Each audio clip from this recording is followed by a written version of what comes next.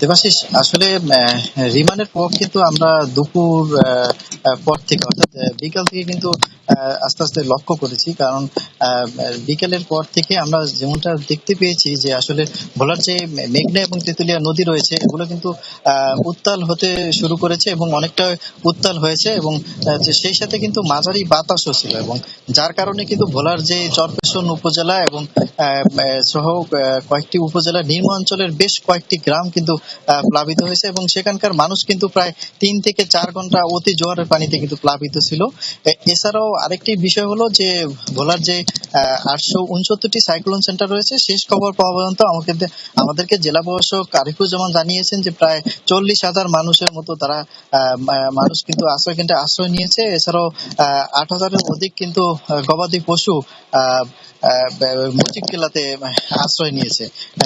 তিনি কিন্তু আমাদেরকে এমনটা জানিয়েছেন। আরেকটি বিষয় হলো যে ভোলার যে 7 উপজেলা রয়েছে সেখানে প্রায় 870টি সাইক্লোন শেল্টার প্রস্তুত রয়েছে, এবং এছাড়াও 14টির মতো মুজিব কেল্লা কিন্তু প্রস্তুত রাখা হয়েছিল ঘূর্ণিঝড় কারণে। সেগুলোতে কিন্তু গবাদি পশু কিন্তু আশ্রয় নিয়েছে, এবং সাইক্লোন সেন্টার গুলোতেও কিন্তু মানুষ আশ্রয় নিয়েছে, নারী পুরুষ শিশু এবং প্রতিবন্ধীও কিন্তু আশ্রয় নেওয়ার খবর কিন্তু আমরা পেয়েছি।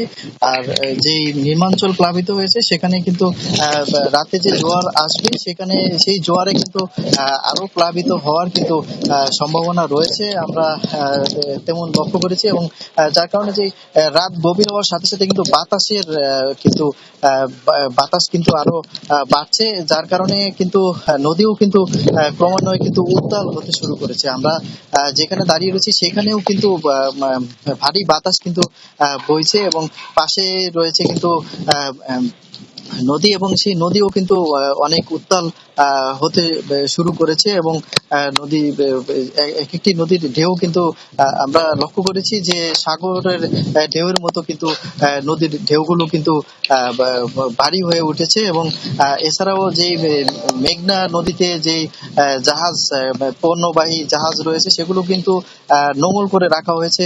দুপুর থেকে কিন্তু আমরা দেখেছি সেখানে কিন্তু অনেক জাহাজ কিন্তু সেখানে নোঙর করে রাখা হয়েছে, এবং সেগুলো নিরাপদ আশ্রয়ের মানে ক্ষতি এড়াতে কিন্তু সেগুলো নোঙর করে রাখা হয়েছিল। দেবাশিস।